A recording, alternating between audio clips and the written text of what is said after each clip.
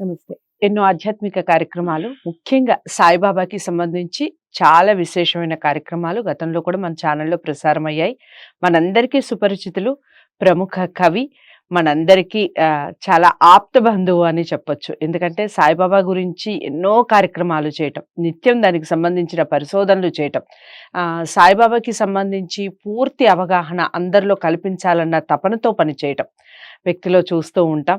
చాలామంది ఉంటారు. కాకపోతే కొంతమంది మాత్రమే ప్రముఖులుగా నిలబడతారు. అలాంటి వాళ్ళే బిక్కీ కృష్ణ గారు. మన ఛానల్‌కి వచ్చి మనకి ప్రోగ్రామ్‌ని చాలా రోజులుగా ఒక సీరీస్‌లా చేస్తున్నాం సాయిబాబాకి సంబంధించి. మరిన్ని విషయాలు, సాయిబాబాకి సంబంధించిన విషయాలు ఈరోజు ఈ కార్యక్రమం ద్వారా తెలుసుకునే ప్రయత్నం చేద్దాం. ఏ విషయంలో అయినా మీకు డౌట్ ఉన్నా, లేదా ఇంకా ఈ విషయాల గురించి తెలుసుకోవాలనుకుంటున్నాం అని మీరు అనిపించినా, స్క్రీన్ మీద కనపడే నెంబర్‌కి కాల్ చేయొచ్చు, లేదా కామెంట్ బాక్స్‌లో కూడా తెలియచేయండి. నమస్కారం అండి. నమస్తే. బిక్కీ కృష్ణ గారు, బాబాకి సంబంధించి మీరు మాట్లాడుతూ ఉంటే నిజంగానే సమయం సరిపోదు. అలా టాపిక్ వెళ్ళిపోతూనే ఉంటుంది. అయితే చాలా వరకు నేటి సమాజంలో చాలా వరకు చూస్తున్న ఒక అతి పెద్ద సమస్య అనుకోవచ్చు. గతంలో ఉమ్మడి కుటుంబాలు ఉండేవి. ఇప్పుడు ఉమ్మడి కుటుంబాలు అసలు ఎక్కడో ఒకటి తప్ప కనిపించటం లేదు. ఫస్ట్ పాయింట్ అది. సెకండ్ ఏమిటి, ఉన్న బంధాలు కూడా తల్లిదండ్రుల్ని గౌరవించటం కానీ, పిల్లల్ని ఇది కానీ, ఆ బంధాలు కూడా తెగిపోతున్నాయి. అంత మెకానిజం అయిపోయింది. ఆర్టిఫిషియల్ ఎక్కువైపోయింది. గతం వీడియోలో మీరు చెప్పినట్టుగా ఏదైనా కానీ ఆర్టిఫిషియల్. ఎవ్వరిని నమ్మే పరిస్థితి లేదు. మరి అసలైన బంధం అంటే ఏమిటి? బాబా ఏం చెప్పారు? ఆ బంధం నిలబడాలంటే ఏం చెయ్యాలి అని బాబా చెప్పారు చెప్పండి? అంటే బాబాను కానీ, అవధూతలు కానివ్వండి మేడం, హ్మ్. మీరు చాలా మంచి ప్రశ్న అడిగారు. హ్మ్. బంధరహితుడు కమ్మని హ్మ్. కబీర్ అంటాడు. హ్మ్. బంధరహితుడు అయినప్పుడే బంధాల్లో ఇరుక్కోవడం అంటే, ఇక ఆ బంధాల నుంచి బయటపడటం చాలా కష్టం. మానవ జన్మ attachment is wine, detachment is divine అంటాడు. Hmm. Whatever attachment it may be, that is a wine. Hmm. Detachment is divine. Hmm. అసలు మాయ, ఇప్పుడు స్త్రీకి పురుషుడు మాయ, పురుషునికి స్త్రీ మాయ. హ్మ్. ఈ పురుషుడు స్త్రీలు ఏకము కావాలి అంటే ఇద్దరు ప్రేమతత్వం కలిగి ఉండాలి. హ్మ్. కాబట్టి అటాచ్మెంట్‌ని వదులుకోవాలి అనే చెప్తారు ఏ గురువు చెప్పినా. హ్మ్. అంటే వదులుకోవడం అంటే పూర్తి వదులుకోమని చెప్పలేదు. హ్మ్. బాబా దగ్గరకు వచ్చినటువంటి వాళ్ళని ఎవరిని కూడా సన్యాసులు కండి అని బాబా ఎప్పుడు చెప్పలేదు. హ్మ్. మీరు సంసారం చేయమన్నారు. హ్మ్. అసలు మహల్సాపతినే అన్నాడు. మహల్సాపతి రోజు వచ్చి హ్మ్. బాబా దగ్గర 40 సంవత్సరాలు పడుకున్నారండి. హ్మ్. ఒరేయ్! నువ్వు ఎంత తెలివైన వాడివిరా! తెలివైన వాడివి కదా నువ్వు. హ్మ్. నేను జగద్గురువైనా, నాకన్నీ తెలిసినా, నీకేమీ తెలియకపోయినా హ్మ్. గట్టిగా నన్ను పట్టుకున్నావు. హ్మ్. నీ భార్య దగ్గర అసలు నువ్వు వెళ్ళడమే లేదు. హ్మ్. రాత్రికొస్తే తాత్యా కోతే 15 సంవత్సరాలు బాబా దగ్గరున్నాడు. ఈయన 40 సంవత్సరాలున్నాడు. హ్మ్. కాబట్టి నీకు సంతానం ఎలా కలుగుతుందిరా? హ్మ్. నీకు సంతానం కలగాలి కదా! హ్మ్. లేకపోతే ఈడు బాబా దగ్గర పడుకొని 40 సంవత్సరాలు వీనికి సంతానం లేకుండా అయిపోయింది, వీని వంశం లేకుండా అయిపోయిందని నన్ను తిట్టుకోరా? హ్మ్. ఇదా బాబా చేసేది అని అనుకోరా నన్ను? హ్మ్. కాబట్టి నువ్వు నీ భార్య దగ్గరికి వెళ్ళు అంటాడు. లేదు బాబా నేను వెళ్ళను అంటాడు. అప్పుడు హ్మ్. ఏం చేస్తాడంటే దీక్ష తత్వ శ్యామని వాళ్ళు పిలిచి వీడిని తీసుకొని వెళ్ళి వాళ్ళ ఇంట్లో లోపలికి వదిలి గడియ పెట్టండి 3 రోజులు బయటకు రాకుండా అన్నాడు. హ్మ్. అప్పుడే అంటే ఆ తర్వాత అతనికి కొడుకు పుట్టడం ఇదంతా జరుగుతుంది. అంటే బాబా దీక్షిత్ కూడా. దీక్షిత్ గొప్ప ఆయన అమరావతిలో గొప్ప లాయరు. హ్మ్. బ్రిటిష్ గవర్నమెంటు హ్మ్. ఆయన కమిషనర్ చేయాలనుకుంటుంది. హ్మ్. ఒక్కసారి లండన్‌కి పంపిస్తారు. హ్మ్. పంపిస్తే అక్కడ పొరపాటున ఆ కాలు రైల్లో దిగుతున్నప్పుడు కాలు విరుగుతుంది. హ్మ్. అవిటివాడైతాడు. హ్మ్. ఈయన ఏంటి అమరావతిలో ఒక పెద్ద లాయర్ 25, 30 మంది బంగళాలు 3, 4 బంగళాలున్నాయి. ఈయన ఈయన కోర్టుకు వెళితే హ్మ్. కోర్ట్ అంటే గడగడలాడిపోయేది. జనమంతా చూసేవాళ్ళు. అంటే బ్రిటిష్ జడ్జిలు కూడా హ్మ్.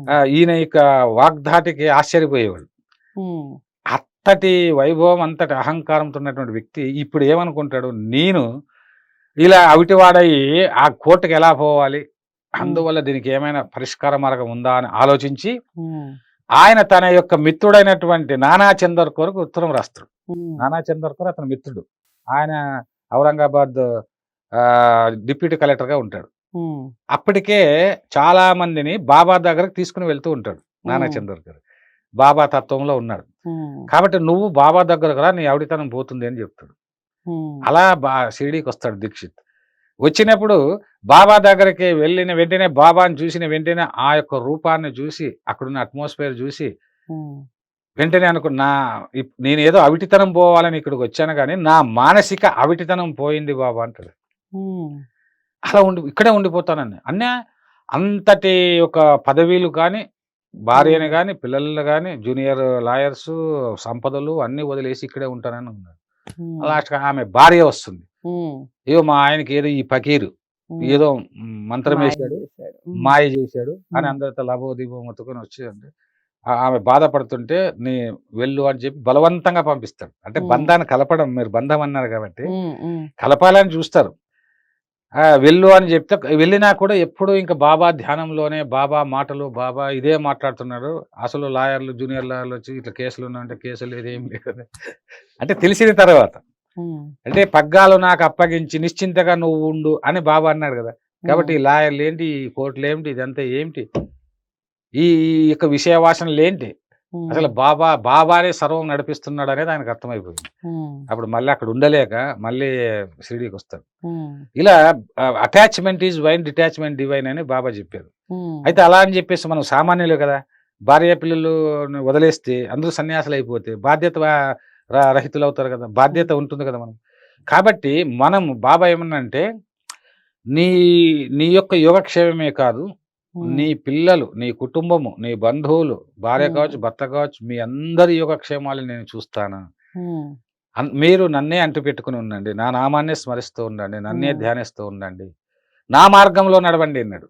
నా మార్గం అంటే ఏమి, మా సంప్రదాయమే వేరన్నాడు. ఉమ్, ఆకలి కొన్న వారికి అన్నం పెట్టండి, గుడ్డలు లేని వారికి గుడ్డలు ఇవ్వండి, నిస్వార్థంగా జీవించండి, ఉమ్, సేవాభావంతో జీవించండి, ప్రేమతత్వంతో ఉండండి. ఉమ్, అంతేగాని మీరు కులము, మతము, ప్రాంతము అని ద్వేషభావంతో ఉండకూడదు, అసూయతత్వంతో ఉండకూడదు, మోహంలో ఉండకూడదు, అహంకారంలో ఉండకూడదు. అసలు అహంకార రాహిత్యమే సాయితత్వం ఉంది. ఉమ్, బంధ విముక్తులు కావాలి, ఈ బంధ విముక్తులు కావాలి, శత్రుత్వం అసలు ఉండకూడదు. ఉమ్, వీరభద్రప్ప, చెన్నబసప్ప గత జన్మలోన ఒక టెంపుల్ విషయంలో, శివాలయం విషయంలో కొట్లాడుకొని మళ్ళీ వాళ్ళు చనిపోయి ఈ జన్మలో పాము కప్పగా వచ్చింది. మీరు షిరిడీకి వెళ్తే చూడొచ్చు. ఉమ్, షిరిడీలో అక్కడ గోడలకు ఉంటాయి ఈ కథలన్నీ కూడా, ఉమ్, ఉమ్, పాము కప్ప బాబా వెళ్ళడము ఉమ్, అంటే అరే వీరభద్రప్ప ఎన్నాళ్ళరా ఈ యొక్క శత్రుత్వం మరణం జన్మ జన్మలకు ఉంటాయి, అతను వదిలేసేయి ఉమ్, అంటే అప్పుడు ఆ కప్పను వదిలేస్తుంది. అంటే సర్వజీవరాశులు కూడా అవధూతల దృష్టిలో సమానమే, ఉమ్, రూపాలు వేరు ఉమ్, కానీ ఆత్మ ఒకటి. ఉమ్, ఆయన జగద్గురువు అనే కదా, జగన్మాత స్వరూపం, ఉమ్, జగత్తో ఆయన ఆత్మ. ఉమ్, ఉమ్, ఆ జగత్తు శంకరాచార్యుడు జగన్ మిథ్య అన్నాడు. ఉమ్, జగన్ మిథ్య అంటే ఏంటి, జగత్తులో ఇదంతా కూడా ఒక మాయ అని చెప్పడం. ఆయన ఉమ్, జగన్ మిథ్య అన్నప్పుడు బాబా లాంటి వాళ్ళు జగన్ సత్యం అని చెప్పరు. ఉమ్, బాబా చెప్పింది ఏంటంటే మీరు అంటి పెట్టుకుని ఉండు అన్నాడు, ఉమ్, సత్యాన్ని అంటి పెట్టుకుని ఉండు అని కూడా అన్నాడు ఆయన. ఉమ్, సత్యం అంటే ఏమిటి, ఈ జగత్తు మిథ్య అనేటువంటిది సత్యం. ఉమ్, ఇది మాయావాదం కదా, ఆయన అట్టా చెప్పాడు, ఇలా ఎట్లా అంతా మాయ అంటారు, అంతా మిథ్య అంటారు, ఉమ్, ఏమంటారు అని శ్రీశ్రీ అంటాడు. శ్రీశ్రీకి తెలియని విషయం కూడా అదే. ఉమ్, ఎందుకంటే నేనే శ్రీశ్రీ, నా గురువు శ్రీశ్రీ, అరవ శ్రీశ్రీ, పరవ శ్రీశ్రీ, తెరువు శ్రీశ్రీ అని కొన్ని ఏళ్ల పాటు నేను అభ్యుదయ కవిత్వం రాసినటువంటి వాడిని, చీల్చి చెండాడినటువంటి వాడిని. ఉమ్, అట్లా ఇట్లా కూడా కాదు. కానీ ఆ తర్వాత ఆలోచిస్తే శ్రీశ్రీలో కానీ వీళ్ళ కానీ ఎవరైనా సరే ఒక ప్రభావానికి లోనై ఉంటాం.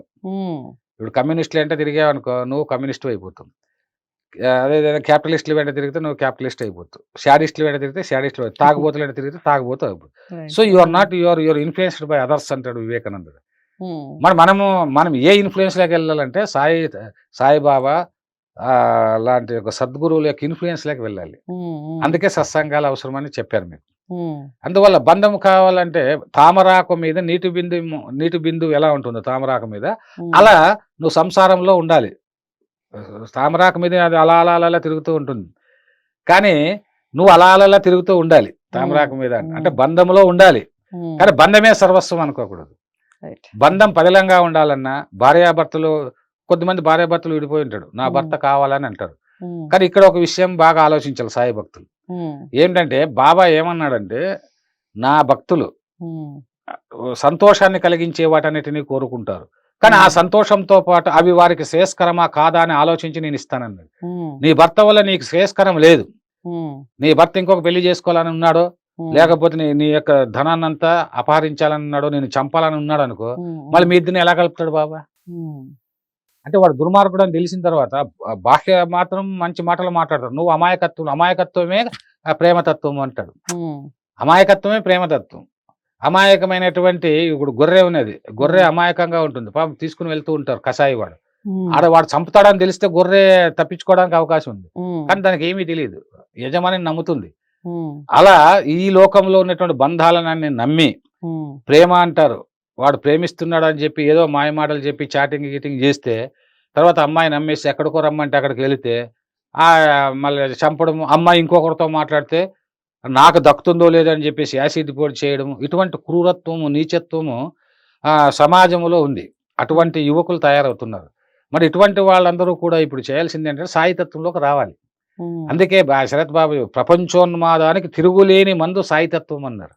ఉమ్, ఇప్పుడు మీరు చూడండి, ఎక్కడైనా చూడండి, కులాలు, మతాలు, పార్టీలు, అది ఇది, ఆ తత్వము, ఈ తత్వము, హిందుత్వము, క్రిస్టియానిటీ, మైనారిటీ, ఇదంతా కాదు. బాబా అన్నది మానవులము. ఈ మతాలన్నీ ఎప్పుడు వచ్చాయండి? తర్వాత వచ్చాయి. మనిషి పుట్టిన తర్వాత ఆదిమ సమాజం, ఆ తర్వాత అనేక యుగాల తర్వాత వచ్చాయి. వేదాలు, ఉపనిషత్తులు అవన్నీ తర్వాత వచ్చాయి. ఉమ్, అన్ని దేశాల్లోనూ పరిశోధనలు చేశారు. ఉమ్, ఉమ్, ఆ ఋషి సంస్కృతి వేరు. ఉమ్, మరి సనాతన ధర్మం అంటారు. అసలు సనాతన ధర్మం అంటే ఏమిటో వివరించి ఎంతమంది చెప్తున్నారు? ఉమ్, సనాతన ధర్మంకి మన ధర్మానికి సంబంధం ఏముంది? ఉమ్, మన ధర్మశాస్త్రాన్ని తీసుకునేసి ఇదంతా సనాతన ధర్మం అంటారు. మన ధర్మం ఒక మనువు అనేటువంటి వాడు ఒక వ్యక్తి. ఉమ్, ఉమ్, అతను తన ఒక స్వప్రయోజనం కోసం అతను రాసుకున్నాడు. అతను కొన్ని కాలాలను బట్టి శాస్త్రాలు ఇవన్నీ వస్తూ ఉంటాయి. ఉమ్, వీటన్నిటినీ అర్థము చేసుకొని లాస్ట్‌కి ఒక గొప్ప ప్రేమతత్వం బాబాది. కాబట్టి బాబాను పూజించండి. బాబా మీకు ఏమిచ్చినా, బంధాలను నిలిపినా, బంధాలను దూరం చేసినా, అది బాబాను మీ యొక్క శ్రేయస్సును దృష్టిలో పెట్టుకొనే చేస్తాడనేటువంటి విషయాన్ని బాబా భక్తులు గమనించాలి. రైట్. సో అదండి విషయం. బంధం యొక్క విలువ ఏమిటి అనేది బాబా ఏ విధంగా తెలియజేశారు. అసలు బంధం అంటే ఏమిటి? దేనికి మనం దగ్గర అవ్వాలి? ఎప్పుడు అవ్వాలి? ఎందుకు అవ్వాలి? ఈ విషయాలన్నీ ఈ వీడియో ద్వారా తెలుసుకున్నాం. ఇంకా డౌట్స్ ఏమన్నా ఉంటే కామెంట్ బాక్స్‌లో తెలియచేయండి. మరి ఈ వీడియోని బాబా భక్తులకే కాదు అందరికీ, ప్రపంచవ్యాప్తంగా ఉన్న అందరికీ తెలియాలి అంటే వీడియోని లైక్ చేసి షేర్ చేయండి. ఛానల్‌ని సబ్స్క్రైబ్ చేసుకోండి. తదుపరి వీడియోతో మళ్ళీ కలుద్దాం. అంతవరకు సెలవు. నమస్తే.